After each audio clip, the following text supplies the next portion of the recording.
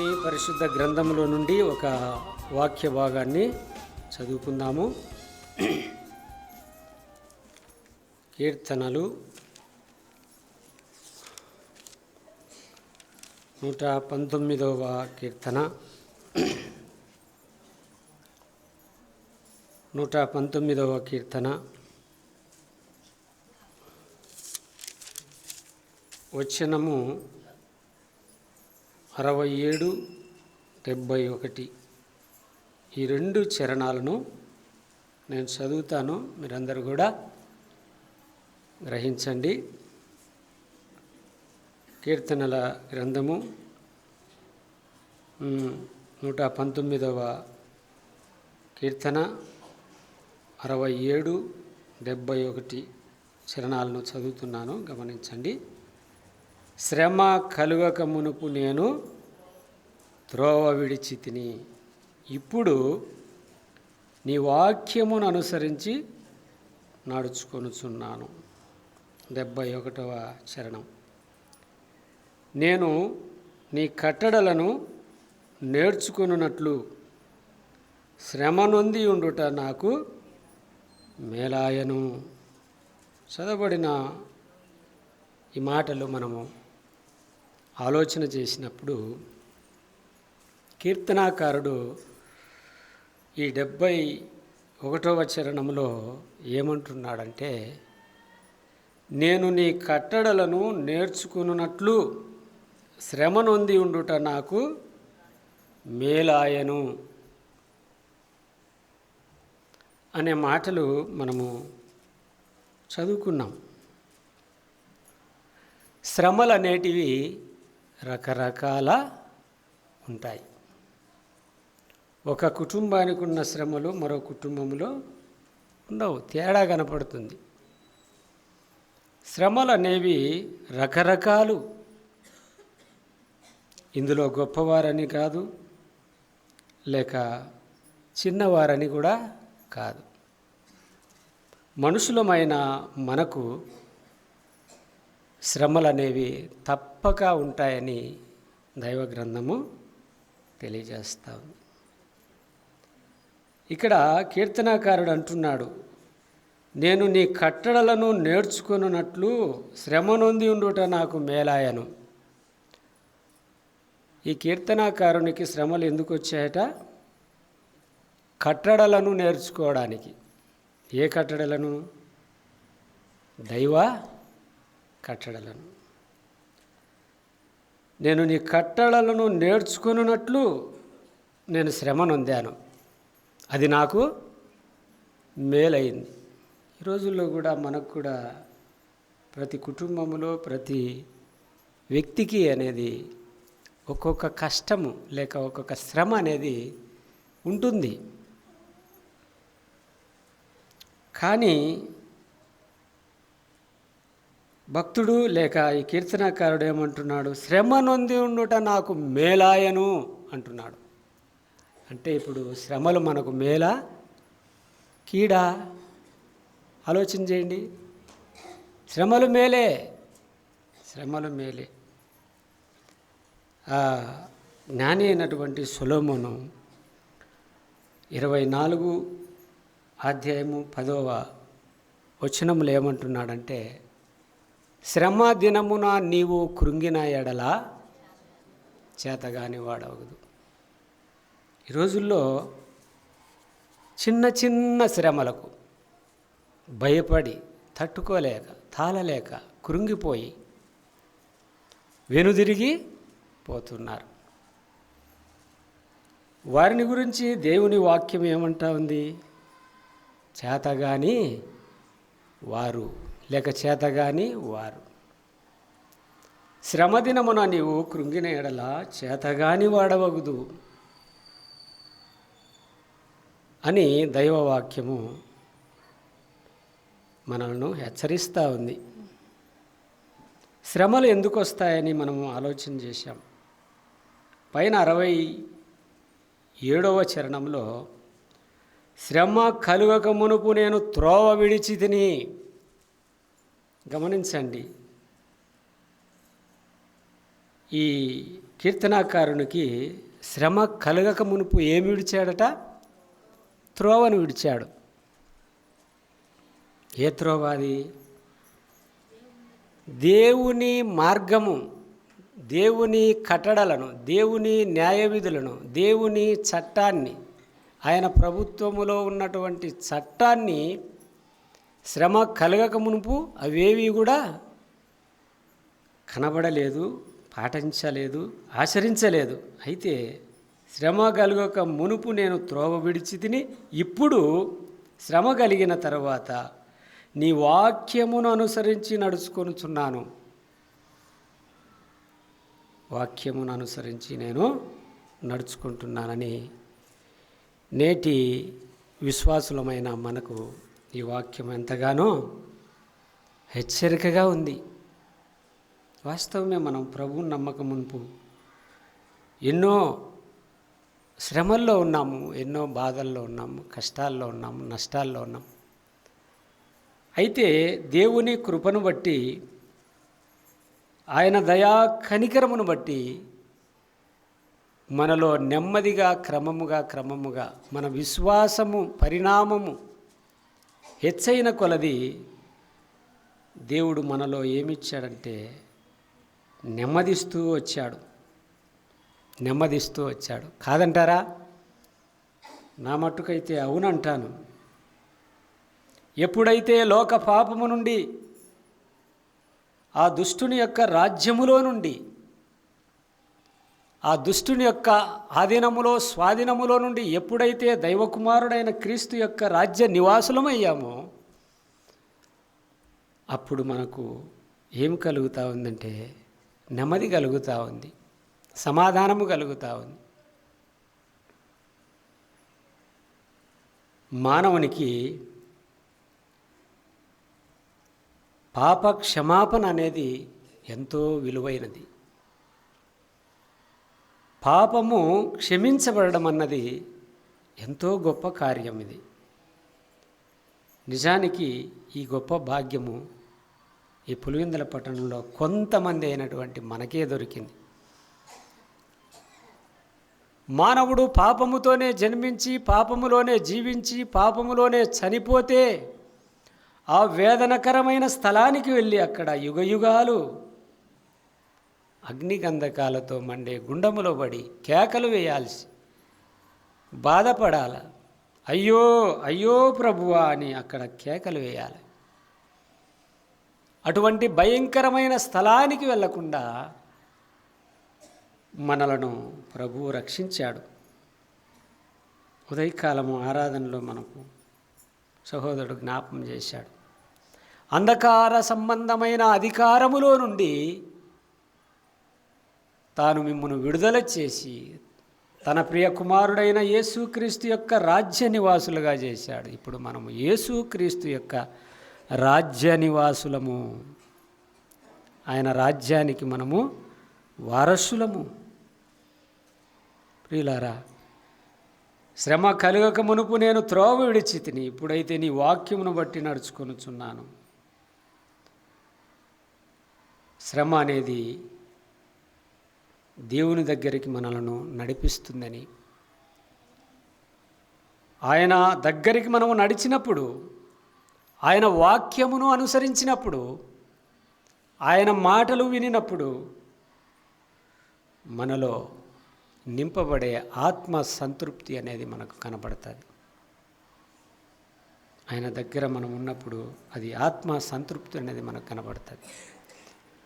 సమూయేలు మొదటి గ్రంథములో ఒక మాట రాయబడి ఉన్నది, చదువుదాము. సమూయేలు మొదటి గ్రంథము 1వ అధ్యాయము 11వ వచనములో హన్నా ఇలా అంటా ఉంది. ఏమని? సమూయేలు మొదటి గ్రంథము 1వ అధ్యాయము 11వ వచనములో, సైన్యములకు అధిపతియగు యెహోవా, నీ సేవకురాలనైన నాకు కలిగి ఉన్న శ్రమలను చూచి నీ సేవకురాలనైన నన్ను మరువక జ్ఞాపం చేసుకొని. హన్నాకు ఏమి శ్రమలు కలిగాయి అని మనము ఆలోచన చేసినప్పుడు, ఈ ఎల్కానా అనే వ్యక్తికి 2 భార్యలు. మొదటి భార్య హన్నా, రెండో భార్య పెనిన్నా. ఈ సంగతి మనం ఎరిగినటువంటి వారమే. ఇలా సాగిపోతూ ఉండగా అక్కడ జరిగినటువంటి హన్నాకు జరిగినటువంటి శ్రమ మనం జ్ఞాపకం చేసుకుందాం. 5వ వచనంలో, హన్నా తనకు ప్రేమగా ఉన్నందున ఆమెకు 2 పాలు ఇచ్చుచూ వచ్చెను. యెహోవా ఆమెకు సంతు లేకుండా చేసెను. హన్నాకు కలిగినటువంటి శ్రమ ఏమిటంటే పిల్లలు పుట్టకపోవడమే. నాటి దినాల్లో స్త్రీగా జన్మించినటువంటి స్త్రీకి వివాహమైన తరువాత పిల్లలు కలగకపోతే ఆ స్త్రీని ఆనాటి సమాజము చిన్న చూపుతోనూ హేళనతోనూ మాట్లాడేవారు. ఆ విషయం మనకు తెలిసినటువంటి విషయమే. అందుకని ఆమె ఎంతగానో దేవుడు ఆమె గర్భాన్ని తెరవలేదు గనుక ఆమె ఎంతగానో బాధపడుతూ ఉంది, శ్రమకు గురవుతూ ఉంది. అక్కడ 6వ వచనములో చూస్తే, యెహోవా ఆమెకు సంతు లేకుండా చేసిను. ఈ హేతువును బట్టి ఆమె వైరియగు పెనిన్నా ఆమెను విసిగించుటకై ఆమెకు కోపము పుట్టించుతూ వచ్చెను. పెనిన్నాకేమో పిల్లలు కలిగారు, హన్నాకేమో పిల్లలు కలగలేదు. పెనిన్నా ఏం మాట్లాడుతుంది? హన్నా మీద కోపము పుట్టించే మాటలు మాట్లాడుతుంది. ప్రతిదినము కుటుంబంలో శ్రమను ఎదుర్కొంటా ఉంది. ఒకవేళ ఉదయకాలమునే లేచిన తర్వాత పెనిన్న ఇలా నిండొచ్చు, చూసి గొడ్రాల మగం చూశాను పొద్దున్నే అని అంటుంది. ఈ లోకంలో అంటున్నారు కాబట్టి నాటి లోకంలో కూడా అని ఉంటుంది. అప్పుడు హన్నా ఎంత బాధపడి ఉంటుంది, ఎంత దుఃఖాన్ని దిగమింగి ఉంటుంది కదా. తప్పకుండా అని ఉంటుంది. ఎందుకంటే పెనిన్నాకు పిల్లలు పుట్టారు, హన్నాకు పిల్లలు పుట్టలేదు. ఆ కారణము చేత ఆమె వైరి యగు పెనిన్న ఆమెను విసిగించుటకై ఆమెకు కోపము పుట్టించుచూ వచ్చెను. ఎంతకాలం? అనేక దినాలు ఆమె ఎంతో శ్రమపడింది. ఒక దినమున హన్నా శ్రమలను చూసేవాడు, హన్నా శ్రమలను తీర్చేవాడు, హన్నా కలిగిన బాధ నివారణ చేసేవాడు ఎవరని హన్నా ఆలోచన చేసింది. ఆ విషయం మనం 11వ వచనంలో చదువుకున్నాం. సైన్యములకు అధిపతిగు యెహోవా, నీ సేవకురాలనైన నాకు కలిగి ఉన్న శ్రమను చూచి నీ సేవకురాలనైన నన్ను మరొక జ్ఞాపం చేసుకొని నీ సేవకురాలనైన నాకు మగపిల్లను దయచేసిన ఎడల వాణ్ణి తల మీదికి క్షౌరము కత్తి ఎన్నటికీ రానియక వాడు బ్రతుకు దినములన్నిటను నేను వానిని యెహోవా నాకు నీకు అప్పగించేదనని మొక్కుబడి చేసుకొనెను. ఈ కుటుంబానికి ఒక అలవాటు ఉంది.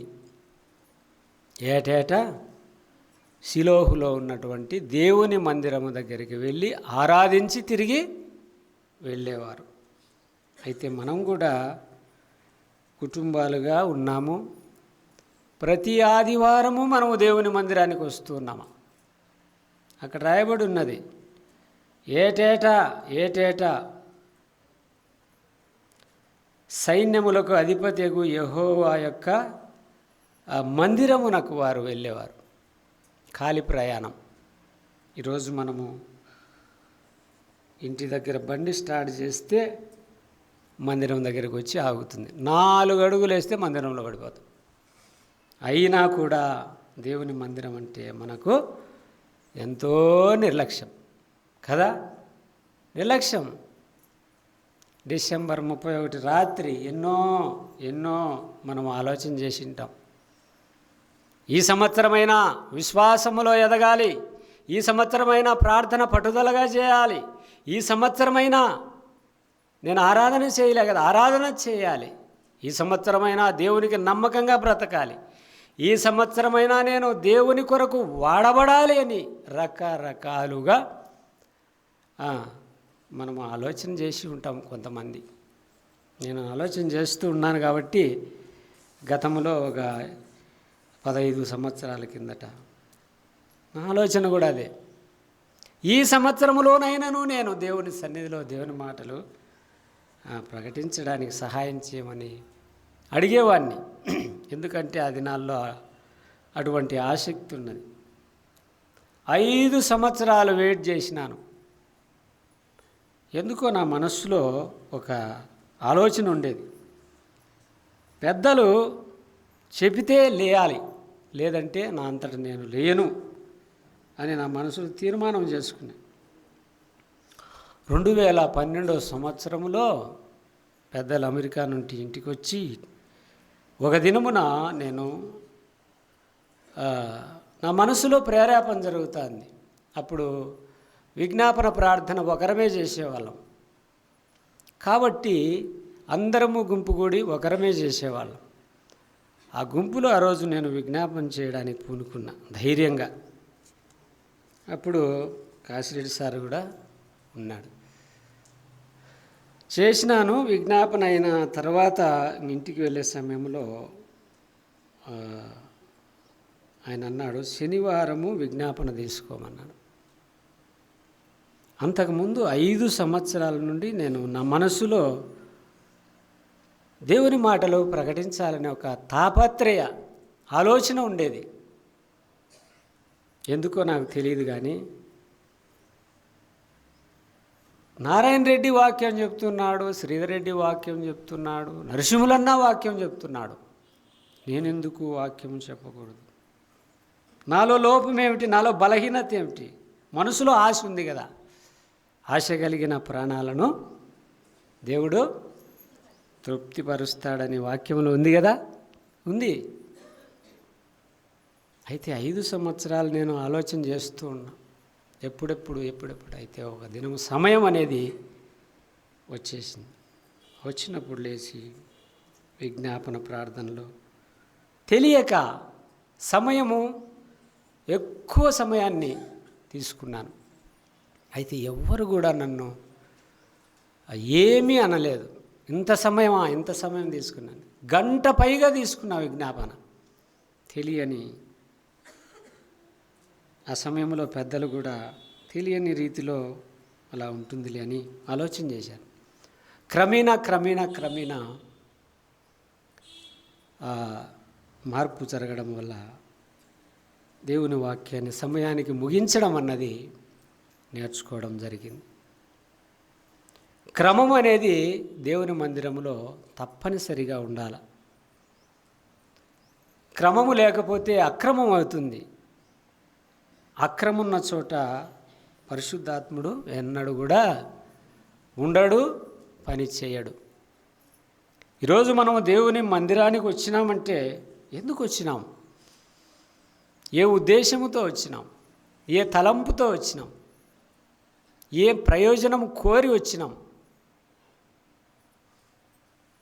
దాదాపుగా మనము ఆలోచన చేస్తే మన ప్రయోజనము నిమిత్తము దేవుని సన్నిధికి వస్తున్నాము 100%. కానీ ఇక్కడ ఎల్కానా, హన్నా, పెనిన్నా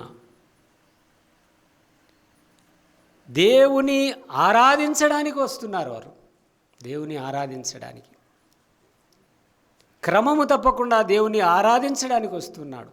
ఈరోజు ఇంతమంది సంఘంలో ఉన్నాం, మనము ఆరాధన చేస్తూ ఉన్నామా?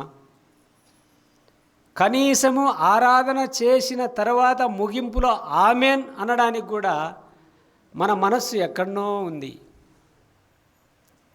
అంటే బాడీ ప్రజెంట్, మైండ్ ఆబ్సెంట్ అంటారు చూడు, ఆ విధంగా మనము తయారైపోయినాం.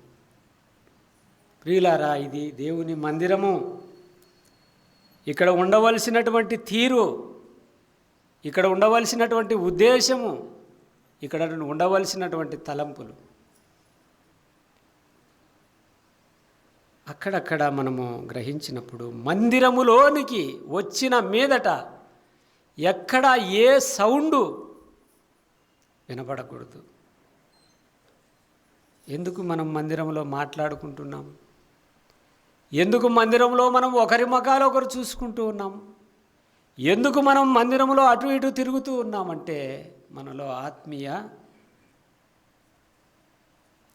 పరిపక్వత అనేది ఇంకా రావడం లేదు. సత్యములో ఉన్న అనుభవ జ్ఞానం మరి మనకు ఇంకా తెలియడం లేదు. జ్ఞాని అయినటువంటి సొలొమోను అంటాడు కదా, నీవు దేవుని మందిరమునకు వెళ్ళినప్పుడు నీ ప్రవర్తనను జాగ్రత్తగా చూసుకోమంటాడు. ఈరోజు ప్రవర్తనను జాగ్రత్తగా చూసుకుంటున్నామా? అసలు క్రమముగా కూర్చుంటున్నామా? ఒకవేళ నీకు నడుము నొప్పులు, కాళ్ళు నొప్పులు ఉంటే కుర్చీలో కూర్చో, క్రమముగా కూర్చో, వినడానికి ప్రయత్నించు, ఆరాధించడానికి ప్రయత్నించు, ప్రార్థించడానికి ప్రయత్నించు. కానీ మాటలెందుకు?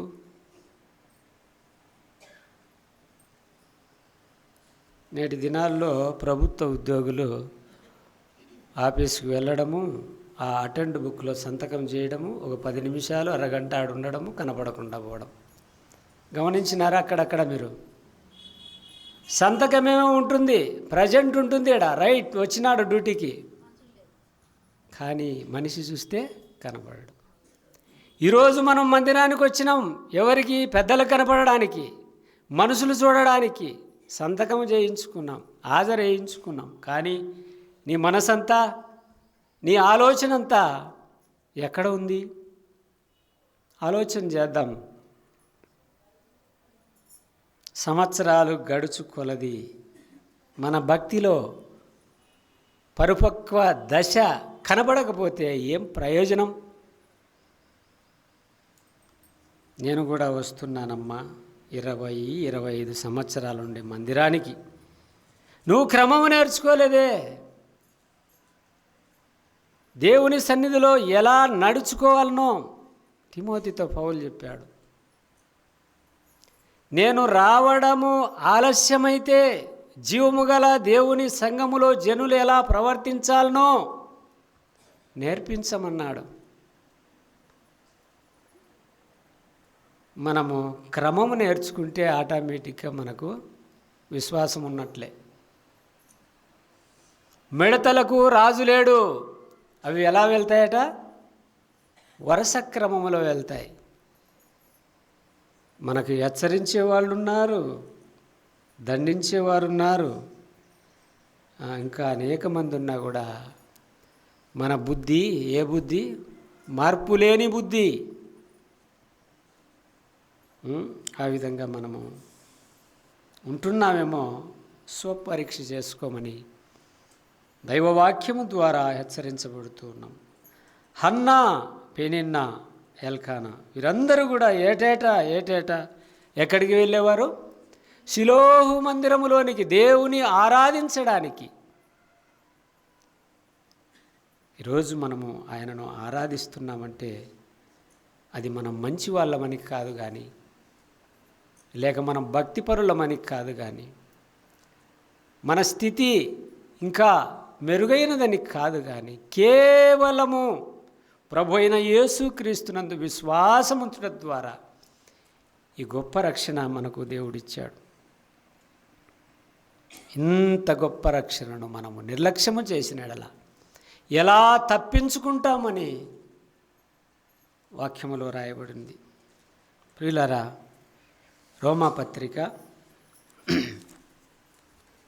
5:3 పౌలు ఏమంటున్నాడంటే, మనం గమనించినప్పుడు 5వ అధ్యాయము 3వ వచనములో ఇలా అంటున్నాడు.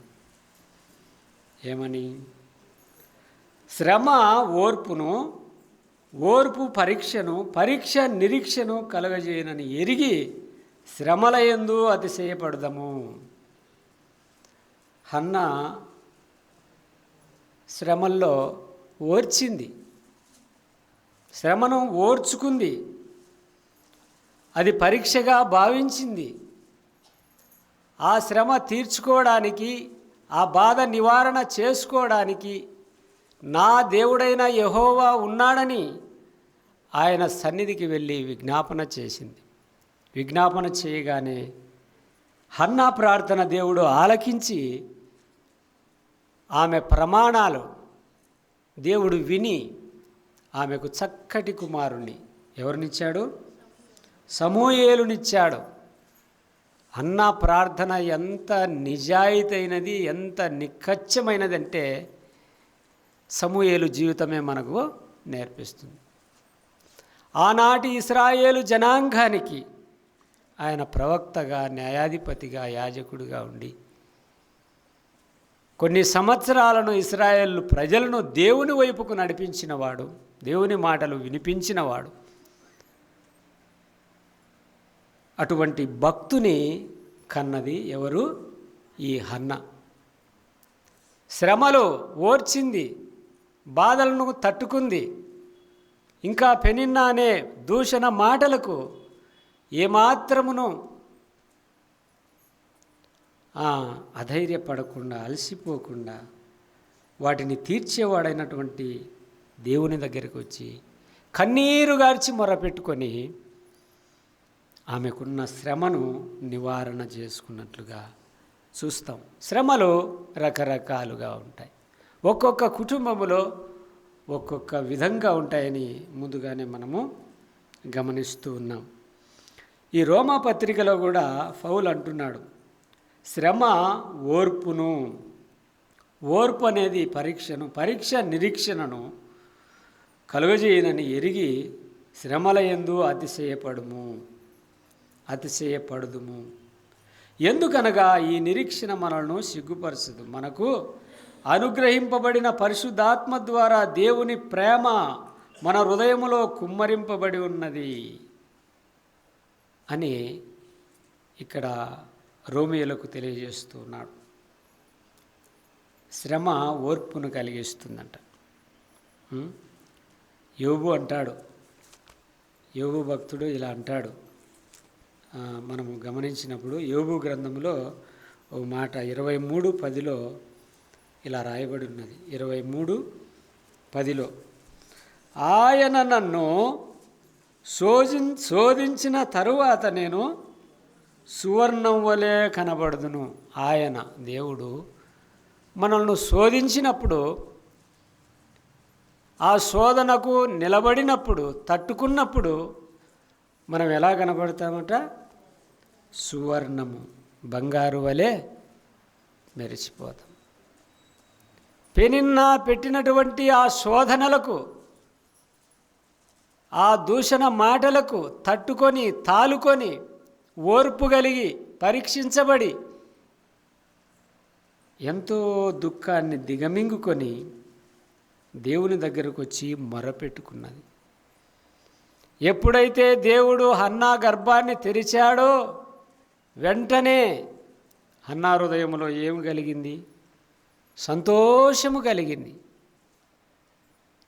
గత సంవత్సరాలలో పడినటువంటి ఆ దూషణ మాటలు, శపిత మాటలు, పెనిన్నా ద్వారా పడినటువంటి ఆ భయంకరమైన మాటలన్నిటికీ ఏమైంది? బ్రేక్ అయిపోయింది. ఇక పెనిన్నా నోరు తెరవలేదు, మాట్లాడలేదు. అవును ప్రియులారా, విశ్వాసులమైన మనకు శ్రమలు వస్తాయి, కానీ వాటిలో మనము ఓర్వాలి, ఓర్చుకోవాలి. అవి ఎందుకు వచ్చాయి? ఇది దేవుని వలన వచ్చాయా, లేక మన స్వయంకృత అపరాధము వలన వచ్చాయా అని మనము పరీక్షించుకోవాలి. ఎందుకు వారానికి 3 మార్లు దేవుని సంఘానికి వస్తున్నాము పోతున్నాము కాదు, కానీ వాక్యమును విని గ్రహించాలా. ఏ దినమున ఏ దాసుని ద్వారా, ఏ దాసురాల ద్వారా దేవుడు మాట్లాడతాడో, నీకు అవసరమయ్యే మాట, నీకు అవసరమయ్యే పలుకు వినబడుతుందో నీవు కనిపెట్టుకొని ఉండాలా. సమూయేలు బాలుడుగా ఉన్నప్పుడు మందిరాన్ని కనిపెట్టుకొని ఉన్నాడు. ఒక దినమున ప్రభు దేవుడు పిలిచాడు, సమూయేలు అని పిలిచాడు కదా. అవును, మనం కనిపెట్టుకొని ఉండాలా, కాచుకొని ఉండాలా. శ్రమ ఓర్పును పుట్టిస్తుంది. ఓర్పు పరీక్ష నిరీక్షను కలుగు చేస్తాయని మనము ఆలోచన చేయాలి. గత గురువారం మనం ఒక పాట పాడుకున్నాం. అందులో ఒక చరణం, శ్రమలు శోధన బాధలన్నీ భక్తులకు బలమిచ్చురా అనే ఒక లైన్ ఉంది. శ్రమలు శోధన బాధలు అన్నీ కూడా భక్తులకు బలము. ఇవి మనకు బలము, తాత్కాలికమైనవి, చిన్నవి, అవి మనల్ని ఏమీ చేయలేనిటువంటివి. ఇంకా రెండో లైన్లో అన్నాడు, శ్రమల కొలిమి లేని బ్రతుకు చిలుము పట్టునురా సోదరా. శ్రమలు లేకుంటే ఆధ్యాత్మికంగా ఎదగలేము. శ్రమలు లేకుంటే దేవుని ఆలోచనలను, దేవుని తలంపులను మనము ఎరుగము. కొద్దిపాటి శ్రమలు, మనము సహించినంత మటుకు శ్రమలు దేవుడు మనకు అనుమతిస్తాడు. కానీ తట్టుకోలేని, తాళలేని, భరించలేని శ్రమ ఏనాడు కూడా ఆ ప్రేమగల ప్రభువు మనకు రానివ్వడని మనము గమనించాలి కదా. శ్రమల కొలిమి లేని బ్రతుకు శిలుము పట్టును సోదరా. యెషయా గ్రంథంలో ఆ మాట ఉంది. ఇశ్రాయేల్ జనాంగమును గురించి యెషయా గ్రంథము 48:10 మనం గమనించుదాము. 48:10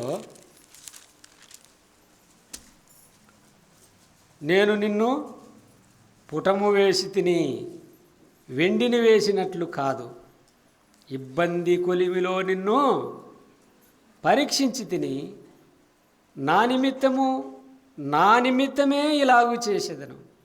నా నామము అపవిత్రపరచబడనేలా నా మహిమను మరి ఎవరికి నేను ఇచ్చువాడను కాను. ఎందుకంట ఇక్కడ ఇశ్రాయేల్ జనాంగానికి ఈ శ్రమలు వచ్చింది? నేను నిన్ను పుటము వేసి తిని వెండిని వేసినట్లు కాదు, ఇబ్బంది కొలిమిలో నిన్ను పరీక్షించి తిని. కొన్నిసార్లు మనకు ఇబ్బంది అనే శ్రమ వస్తుంది. ఏ శ్రమ ఇది? ఇబ్బంది. ఇంట్లో జరగని పరిస్థితి,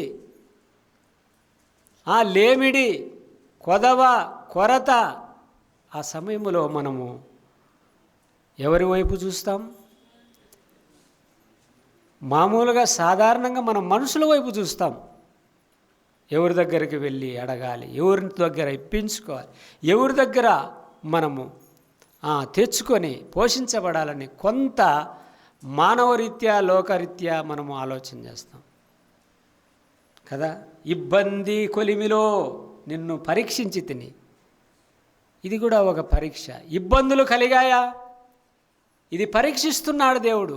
ఈ పరీక్షలో నిరీక్షణ కలిగి, ఓర్పు కలిగి నిలబడితే, అక్కడే రెండో మాట ఉంది 11వ వచనంలో, నా నిమిత్తమే ఇలాగ చేసేదను. అంటే నీవు మార్గము తప్పి తిరుగుచూ ఉన్నావు, ఆయన మార్గాన్ని విడిచావు గనుక ఇబ్బంది అనే కొలిమి నిన్ను దాపరించింది. ఒకసారి ఆలోచన చేయాలి. నా నామము అపవిత్రపరచనేలా నా మహిమను మరి ఎవరికి నేను ఇచ్చువాడను కాను. దేవుని విడచి అన్నాడు ఇశ్రాయేల్ జనాంగం. దేవుణ్ణి విడిచి ఇతరులను ఆశ్రయించారు, ఇతరులను నమ్ముకున్నారు. అటువంటి సమయంలో వారికి ఏమి కలిగిందంటే ఇబ్బంది అనే కొలిమి కలిగింది. నిజంగా దేవుడు ఎంత ప్రేమ గలవాడు, ఎంత న్యాయమైన వాడు. తన ప్రజలకు ఏమి కావాలనో ఆయనకు అనుదినము తెలుసు. కానీ ఇబ్బంది అనే ఈ కొలిమి మనకెందుకు వస్తుంది తెలుసునా? దేవుణ్ణి మరచినప్పుడు, దేవునిని విడిచినప్పుడు, దేవునికి దూరంగా జరుగుతున్నప్పుడు ఇటువంటి ఇబ్బంది అనే కొలిమి ఆనాడు ఇశ్రాయేల్ జనాంగానికి వచ్చింది. ఈనాడు మనకు కూడా నేటి దినాల్లో ఇబ్బంది కొలిమి దాదాపుగా చాలా మటుకు తగ్గిపోయింది. ఎందుకంటే భూములు విస్తారంగా పండుతూ ఉన్నాయి, ఆహారము నిలువ ఉంది. ఆర్థిక సంపత్తు పెరిగింది. ఏ మనిషి కూడా ఆకలితో లేని మనుషులుగా ఉన్నారు. ఆనాడు ఇశ్రాయేలు జనాంగం అయితే దేవుణ్ణి విడిచినప్పుడు ఆకాశం నుండి దేవుడు వర్షం ఇవ్వలే, భూమి ఫలింపజేయలే. ఒకసారి ఆయన కోపంతో ఇలా అన్నాడు, నేను మిమ్మలను శుద్ధి చేస్తానన్నాడు. దంతశుద్ధి అంటే నోటిని శుభ్రం చేస్తానంటే మీ నోళ్ళలో కొన్ని రోజులు ఆహారం లేకుండా చేస్తానని, మీ కడుపులను మాడుస్తానని, మీ నోటి దంతశుద్ధి చేస్తాను అని ఇశ్రాయేలు జనాంగముతో మాట్లాడతాడు. ఈనాడు కృపాకాలములో ఉన్నాము. ఎక్కడ చూసినా, ఏ దేశము చూసినా, ఏ రాష్ట్రం చూసినా, ఏ జిల్లా చూసినా, ఏ మారుమూల గ్రామాలు చూసినా ఎంతో వైభవంగా సంపన్న స్థితిలోనికి వచ్చేసాయి. కారణం ఏమిటి? దేవుని కృప. ఆయన కృప ఈ దేశం మీద సమృద్ధిగా ఉన్నది కనుక ఇలాగో అందరము బతికి జీవిస్తూ ఉన్నాం. ఇంకా మనము ఆలోచన చేసినప్పుడు దినవృత్తాంతములు లో ఒక మాట గమనించుదాము. దినవృత్తాంతములు 2వ గ్రంథము 33:12.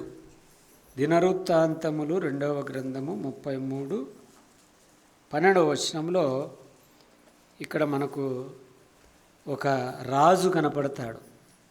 ఎవరండి? ఒక రాజు. ఆ రాజు ఎవరుంటే మనస్సే అనే రాజు. ఆ 12వ వచనం చదువుతున్నా. అతడు శ్రమలో ఉన్నప్పుడు తన దేవుడైన యెహోవాను బతిమాలుకొని తన పితరుల దేవుని సన్నిధిని తన్ను తాను బహుగా తగ్గించుకొని ఆయనకు మొరలిడగా ఆయన అతన్ని విన్నపములను ఆలకించి యెరూషలేమునకు అతని రాజ్యములోనికి అతన్ని తిరిగి తీసుకొని వచ్చినప్పుడు యెహోవా దేవుడై ఉన్నాడని మనస్సే తెలుసుకొనెను. ఈ రాజు మనస్సే రాజు. ఈ రాజు ఈ 12వ వచనములో ప్రార్థన చేస్తున్నాడు. ఇతను 12 సంవత్సరాలకే రాజు అయ్యాడు.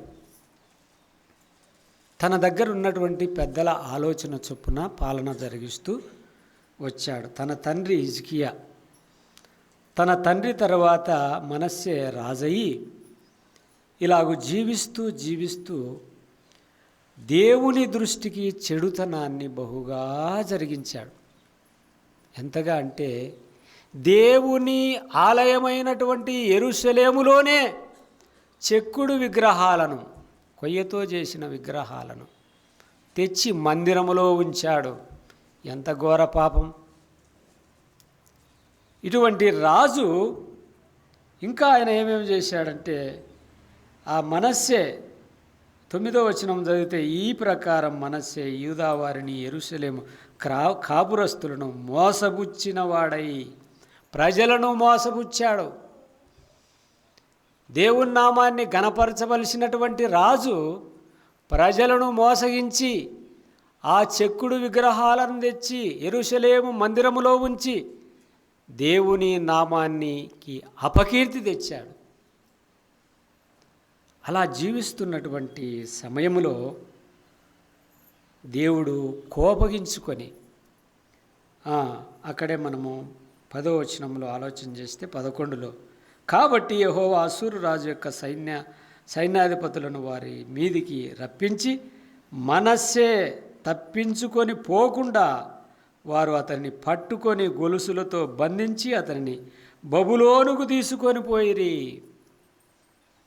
దేవుని ప్రజలైనటువంటి ఇశ్రాయేలీయులలో ప్రవక్తకు లేక రాజుకు జన్మించినటువంటి ఈ కుమారుడు చివరికి గొలుసులతో బంధించి అన్య రాజులు ఎత్తుకొని పోవునట్లుగా తన మనస్సులో ఉన్న ఆ దుష్ట పాలన, దుష్టుని యొక్క ఆలోచన చొప్పున నడిచి ఆనాటి జనాంగమునకు సంతృప్తి లేకుండా దేవునికి ఇష్టము లేని పాలన చేసి ఏ విధంగా బంధించబడి అశ్షూరు రాజు చేతిలో చిక్కి గొలుసులతో బంధించి ఎత్తుకొని పోయారు.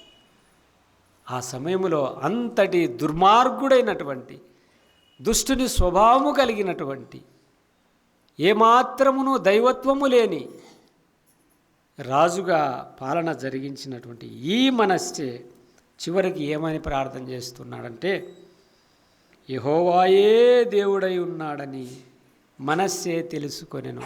అప్పుడు తెలుసుకున్నాడు. జరగవలసినంత నష్టం జరిగిపోయింది.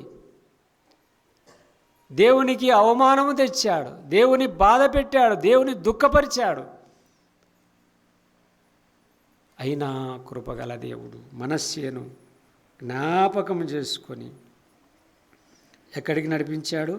యెరూషలేమునికి, అతని రాజ్యములోనికి అతన్ని తీసుకొని తిరిగి వచ్చినప్పుడు యెహోవాయే దేవుడని తెలుసుకున్నాను. ప్రియులారా, మనం కూడా జరగవలసినంత నష్టము జరిగిపోయినాక బాధపడి దిగులుపడి ఏడవడము ఈ మనస్సేలాగానే ఉంటుంది. ఎన్నో సంవత్సరాలు మనస్సే బ్రతుకు కాలమంతయు, రాజుగా ఉన్న కాలమంతయు ఇశ్రాయేలు జనాంగానికి ఏమాత్రము నెమ్మది లేదు, దేవునికంటూ సంతోషము లేదు. ఈరోజు దైవ మందిరమైనటువంటి జీవము గల దేవుని సంఘములో మనము వస్తూ ఉన్నాము, ఆరాధన చేస్తున్నాం, ప్రార్థన చేస్తున్నాం, వాక్యం వింటున్నాం, ఆయన మార్గంలో నడుస్తున్నాం. కానీ దేవునికి సంతోషకరమైనటువంటి జీవితాలను మనము జీవిస్తూ ఉన్నామా? ప్రభువును సంతోషపరుస్తూ ఉన్నామా? లేక ప్రభువును ఆనాటి మనస్సేవలే ఆయనను దుఃఖపరుస్తూ ఉన్నామా? మన మధ్యలో ఉన్నటువంటి సహోదరులకు లేక సహోదరులకు వారిని దుఃఖపరిచే వారముగా ఉన్నామా? వారిని బాధపరిచే వారముగా ఉన్నామా? వారిని హేళనగా మాట్లాడే వారముగా ఉన్నాం. ఎంతో జనులందరూ ప్రేమించి ఈ మనస్సే రాజు ఉంటే మాకు మేలు జరుగుతుంది అనుకున్నారు. కానీ వారికి ఏం జరిగింది? ఏమాత్రమును మేలు జరగలే. అటు ప్రజలకు దుఃఖమే, ఇటు ప్రభువుకు సంతోషము లేని జీవితాన్ని మనస్సే జీవించి తుదకు అడుక్కుంటున్నాడు దేవుని దగ్గర. యెహోవా దేవుడై ఉన్నాడని తన చివరి దినాల్లో తెలుసుకున్నాడు. ఏమి లాభం? కాలమంతా గడిచిపోయింది, వయసంతా ఉడికిపోయింది నీ దుష్ట ప్రవర్తన చేత. ప్రియమైన వాళ్ళారా, యవ్వన ప్రాయములో దేవుని పని చేయడం బలవంతుని చేతిలో బాణము వంటి వారని వాక్యములో ఉన్నది. మనకు వయసు ఉండగానే దేవుని పని చేయడం ఎంత ఆశీర్వాదం, ఎంత దీవెన. నువ్వు పాటలు పాడడానికి సమర్థునివా? రాగయుక్తంగా పాడు, ఆత్మతో పాడు, సంతోషముతో పాడి దేవుని నామాన్ని ఘనపరచు. వాక్యములో వాడబడుతున్నావా? నీ బలాన్ని, నీ శక్తిని శక్తివంతుడైనటువంటి క్రీస్తును ప్రకటించడానికి సిద్ధపడాలి. నువ్వు ప్రార్థన చేస్తూ ఉన్నావా? అవునమ్మా, నువ్వు ప్రార్థన చేయడానికి నీకు శక్తి ఉంది కదా, చెయ్యి. నీకు బలం ఉన్నప్పుడు చెయ్యి, నీకు శక్తి ఉన్నప్పుడే చెయ్యి. ఇదిగో నీ బలము ఉడికిన తర్వాత నువ్వు ప్రార్థన చేయలేవు, దేవుని పని చేయలేవు. ఈ మనస్సే తన బ్రతుకు దినాలన్నీ కూడా వ్యర్థంగా గడుపుకున్నాడు, వ్యర్థపరిచాడు. జనులకు సంతోషం లేదు, దేవునికి ఇష్టము లేని జీవితం జీవించి తిరిగి అలా బ్రతిమాలుకుంటున్నాడు. ఏమని? అతడు నా శ్రమలో ఉన్నప్పుడు తన దేవుడైన యెహోవాను బతిమాలుకున్నాడు కదా. ఈరోజు మనము కూడా మనస్సేను ఎందుకు జ్ఞాపకం చేసుకున్నామంటే, మనస్సే కాలాన్ని వ్యర్థపరిచాడు, తన వయసును వ్యర్థపరుచుకున్నాడు. తానున్న ఇంటిలో సంతోషము లేదు, తానున్న సంఘములో సంతోషము లేదు, తానున్న రాజ్యములో సంతోషము లేకుండా బ్రతికాడు. ఈరోజు మనము కుటుంబంలో సంతోషము లేకుండా బ్రతుకుతున్నామా? మనము కూడుకుంటున్న జీవము గల దేవుని సంఘములో ఉన్న జనుల మధ్య ఆ సంతోషాన్ని, ఆనందాన్ని మనము అనుభవించలేకపోతున్నామో ఎవరికి వారు పరీక్షించుకోవాలి, ఆత్మవిమర్శ చేసుకోవాలి. ప్రియులారా, దేవుని మందిరానికి వస్తే మన మనస్సులో ఏముందో దేవుడు తేటగా మాట్లాడతాడు. అద్దము దగ్గరికి వెళ్ళి నిలబడితే మన దగ్గర మన స్వరూపం, మన భౌతిక స్వరూపం తేటగా చూపించినట్లుగా దేవుని వాక్యం అనే అద్దం మన హృదయాల్లో ఉన్నటువంటి మచ్చ, మైల, డాగు, కలంకాన్ని కడిగి వేసుకోమని చెప్తుంది. ఇదిగో నీ ప్రవర్తన ఇలా ఉంది, ఇదిగో నీ ఆలోచన ఇలా ఉంది, ఇదిగో నీ మనస్సు ఇలా ఉంది, ఇదిగో నీ నడత ఇలా ఉంది, మార్చుకో. వయస్సు గతించిపోతుంది, కాలం వేగవంతంగా జరిగిపోతుంది, కాలచక్రాన్ని ఎవరు ఆపలేరు, వెళ్ళిపోతూ ఉంది. కానీ మన భక్తి జీవితంలో ఎంతవరకు ప్రభు పరచబడుతున్నాడు, ఎంతవరకు ఆయన సంతోషిస్తున్నాడు, ఎంతవరకు ఆయన మన మధ్యలో ఉండి మనల్ని చూస్తూ ఆనందపడుతున్నాడని ఆలోచన చేయాలి. కనీసము నోరు తెరిచి ఒక్క మాటైనను ఆరాధన చేయలేకపోతున్నాం. ఒక్క మాట, ప్రభువా నీవు నాకు ఇచ్చిన రక్షణకై స్తోత్రములు, ఆమెన్, చాలు. ఇదే ఆరాధన. ఈ మాట కూడా మనం పలకలేదంటే మనము విశ్వాసులమా, మనము దేవుని పిల్లలమా, మనం దేవుని ప్రజలమా అని ఒక మెడకు ఒక బోర్డు వేసుకొని, ప్రభుత్వ ఉద్యోగులు నేను మేనేజర్ను, నేను క్లర్క్ను అని బోర్డు వేసుకుంటారు గుర్తుపట్టేదానికి. మనం కూడా విశ్వాసులు అని ఒక గుర్తు పట్టుకుని, ఏంది బైబిల్ పట్టుకుంటున్నాం అంతే. బైబిల్ పట్టుకుంటున్నాము, చర్చికి వెళ్తారు విశ్వాసులు అనుకుంటున్నాం. కొంతమంది అయితే బైబిలే బయటికి తీరు, సంవత్సరం అంతా అది గూట్లో దుమ్ము పడుతూ ఉంటుంది.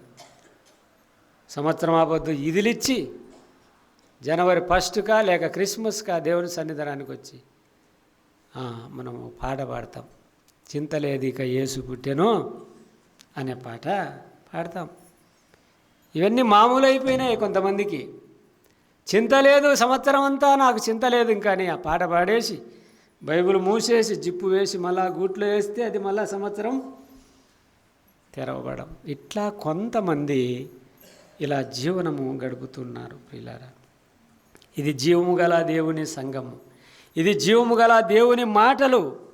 ఈ మాటల్లో ఎంతో పరమార్థము దాగి ఉన్నది. రోమా 12:12లో ఒక మాట, త్వరగా ముగించుకుందాం. రోమా 12:12.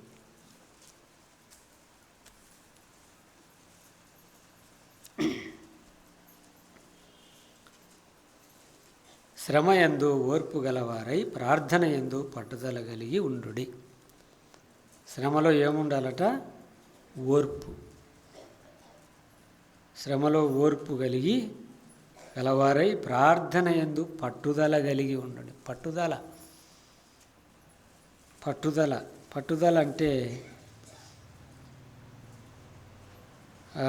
పట్టుదల అంటే మనము దాదాపుగా అనేక ఆలోచనలు వస్తాయి. పట్టుదల,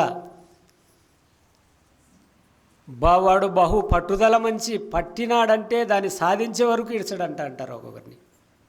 పట్టుదల పడితే బువ్వ తినడు, నీళ్లు తాగడు, అది సాధించే వరకు ఇడ్చడని పూర్వదినాల్లో అనేవారు. పట్టుదల క్రమము. ఇక్కడ పట్టుదలగా ప్రార్థన చేయమన్నాడు. ఈ సంవత్సరంలో 2024 సంవత్సరంలో మనల్ని జీవప్రాప్తులుగా చేసినటువంటి దేవుని ఎదుట పట్టుదల, ప్రార్థనలో పట్టుదల. ఇంతవరకు వాక్యం చదవడము, వాక్యం చదవకుంటే వాక్యం చదవాలనే పట్టుదల, ప్రార్థన చేయాలనే పట్టుదల, దేవునికి నేను ఒక ఉపయోగకరమైనటువంటి ఒక పనిముట్టుగా ఉండాలనే పట్టుదల. ఈ పట్టుదల అనేది మనకు ఎందుకు ఆలోచన రాదు? ఎంతకాలము దేవుడు లేని బ్రతుకు, దేవుడు లేని జీవితము, ఎంత కాలము జీవించినా వ్యర్థమే. దేవుడు లేని జీవితము వ్యర్థమే. దేవుడు కలిగి ఉండుట, దేవుని పొందుకొని ఉండుట, దేవుని ఆలోచనలో ప్రయాణము చేయుట, దేవుని నడిపింపులో నడుచుట, దేవుని మార్గములో మనల్ని మనము ప్రతిదినము పరీక్షించుకొని నడవడం అనేది ఎంత దీవెనకరము, ఎంత ఆశీర్వాదకరం. ప్రార్థన యందు పట్టుదల కలిగి ఉండుడి. ఈ పట్టుదల అనేది మనకు ప్రాముఖ్యమైనది. పట్టుదల కొంతమంది విద్యార్థులు, నేను ఆలోచన చేసిన జాబే నాకు కావాలా, ఇతరది నాకు వద్దు. మా ఊరిలో పిల్లగాడు ఉన్నాడు, దినము మా తోటంబడి వాకింగ్కి వస్తుంటాడు. అతడు ఒకే ఒక పట్టుదలతో ఉన్నాడు. ఆ పోస్టులు 10 ఉన్నాయి. దానికి ఎంతమంది, 1000 మందిలో ఉన్నారు. కానీ నాకు అదే కావాలని పట్టుబట్టి కూర్చున్నాడు. వాకింగ్ తిరుగుతున్నాడు, లావెక్కిపోయి. చూద్దాం, పట్టుదల అనేది గొప్పది. పట్టుదల అనేది అందులో నిరీక్షణ ఉంది. చూద్దాం, ఇది నాకు రాక ఎవరికి పోతుంది అని పట్టుదలలో చదువుతున్నాడేమో. మనం కూడా ఈరోజు పట్టుదలగా మనం ప్రార్థన చేద్దాం. మన పట్టుదల ఎందుకు? సంఘము ఆత్మీయ క్షేమాభివృద్ధి చెందాలా, సంఘము విస్తరించబడాలా, సంఘ క్షేమమే మన ధ్యేయంగా ఆలోచన చేసి పట్టుదలతో ప్రార్థన చేయాలి. చేస్తున్న సువార్త పరిచర్య కూడికల్లో అనేక ఆత్మలు రక్షించబడాలి. లోకములో ఎంతోమంది నశించిపోతున్నారు. నశించిపోతున్న వారిని వెదికి రక్షించుటకు దైవ కుమారుడు ఏ విధంగా వచ్చాడో అలాగుననే మనకు అప్పగించబడినటువంటి ఆ పనిలో మనము పట్టుదల కలిగి మనం నడుచుకొని ముందుకు సాగినట్లయితే దేవుడు జయాన్ని తప్పక మనకు ఇస్తాడని మనం మనస్ఫూర్తిగా నమ్మాలి. ఫిలిప్పీ 3:10లో కూడా ఒక మాట ఉంది, త్వరగా ముగిస్తాను. ఫిలిప్పీ 3:10లో ఆయన శ్రమలలో పాలివాడగుటకు ఎటిదో ఎరుగు నిమిత్తము సమస్తమును నష్టపరుచుకొని వాటిని పెంటతో సమానముగా ఎంచుకొంటిని. అంటే ఇక్కడ పౌలు యొక్క ఆయన మాటలు తెలియజేసి, ఆయన శ్రమలో పాలివాడనగుటకు ఎటిదో ఎరుగు నిమిత్తము సమస్తమును నష్టపరుచుకున్నాడు. పౌలు నష్టపరుచుకున్నాడు, తనకున్నదంతా నష్టపరుచుకున్నాడు. ఆయన శ్రమలలో, అంటే ప్రభువైన యేసుక్రీస్తు పడినటువంటి శ్రమల్లో మిగిలి ఉన్నవన్నీ నా వంతువి. అవి నేను అనుభవించాలి, అవి నేను భరించాలి. ఎంత కష్టమైనా, ఎంత బాధ అయినా, చివరికి ప్రాణం పోయినా సరే, కానీ దేవుని పనిలో మిగిలి ఉన్నటువంటి శ్రమలన్నీ నావి. ఈరోజు నీకు నాకు సంభవించినటువంటి శ్రమలన్నీ కూడా కొద్దో గొప్పో ఆయన మిగిల్చాడు. కొన్ని మిగిల్చాడు. అవి మనము ఫుల్ఫిల్ చేయాలా, వాటిని మనము జరిగించాలా అని ఇక్కడ పౌలు తెలియజేస్తున్నాడు. మిగిలి ఉన్నవన్నీ నావి, నేను భరిస్తానని సంతోషముతో ఆయన భరిస్తూ వచ్చాడు. పేతురు 4:13లో కూడా పేతురు ఒక మాట అంటాడు. 4:13 మొదటి పేతురు రాసిన మొదటి పత్రిక 4:13లో ఈ మాట మనము గమనించవచ్చు. 4:13 మీ కొరకు ఎలా నీతి నిమిత్తము శ్రమపడి నను మీరు ధన్యులే. మీరొకవేళ నీతి నిమిత్తము శ్రమపడినను మీరు ధన్యులే. ఏ దానికోసము? నీతి నిమిత్తము. యేసుప్రభు ఏమన్నాడు? నా నీతిని, నా రాజ్యమును మీరు వెదుకుడి, అప్పుడు మీకు అన్నీ అనుగ్రహించబడు. నీతి నిమిత్తము పాపిష్టి మానవుని ప్రభు చెంతకు ఆ దైవ కుమారుని యొక్క సువర్తమానము ప్రకటించడమే నీతి. ఆ నీతి కొరకు మనం పడే శ్రమ, మనం ఖర్చు చేసే మన సొమ్ము, అవి ఒక దినమున అవి తిరిగి మనకు ప్రభువు ఇచ్చేవాడుగా ఉన్నాడు. ఒక దినమున ప్రభువు తిరిగి అవి మనకి ఇచ్చేవాడుగా ఉన్నాడు. మీరు ఒకవేళ నీతి నిమిత్తము శ్రమపడినా మీరు ధన్యులే. శ్రమపడిన వారందరూ దరిద్రులు కాదండి, ధన్యులు ధన్యులు అని దైవవాక్యం ద్వారా మనం తెలుసుకుంటున్నాం. అపోస్తుల కార్యాలు 14:22 మనము చూసుకొని ముగింపు చేసుకుందాం. 14:22లో పౌలు ఇస్తున్నటువంటి స్టేట్మెంట్, శిశువులను మనస్సులను దృఢపరిచి 14:22 అపోస్తుల కార్యాలు 14:22 శిశువుల మనసులను దృఢపరిచి విశ్వాసమందు నిలకడగా ఉండవలెననియు అనేక శ్రమలను అనుభవించి మనము దేవుని రాజ్యములో ప్రవేశింపవలెనని వారిని హెచ్చరించిరి. ఎలా హెచ్చరించారు వారిని చూచారా? ఇక్కడ అంటున్నాడు, మనము అనేక శ్రమలను అనుభవించి మనము దేవుని రాజ్యములో ప్రవేశించాలి. భక్తులు వాక్యం ప్రకటించు వారికే కాదు, విశ్వాసులందరికీ కూడా ఈ మాట వర్తిస్తుంది. మనము అనేక శ్రమలను భరించి దేవుని రాజ్యంలో చేరాలి. అది ఏ శ్రమైనను సరే, ఏ కష్టమైనను సరే, దాన్ని పరీక్షగా భావించి ఓర్పుతో సహనముతో సహించి దేవుని నామ మహిమార్థమై ఎప్పుడైతే మనము పట్టుదల కలిగి ప్రార్థన చేసి సిద్ధపడి దేవుని యొక్క పనిలో ముందుకు వెళ్తాము,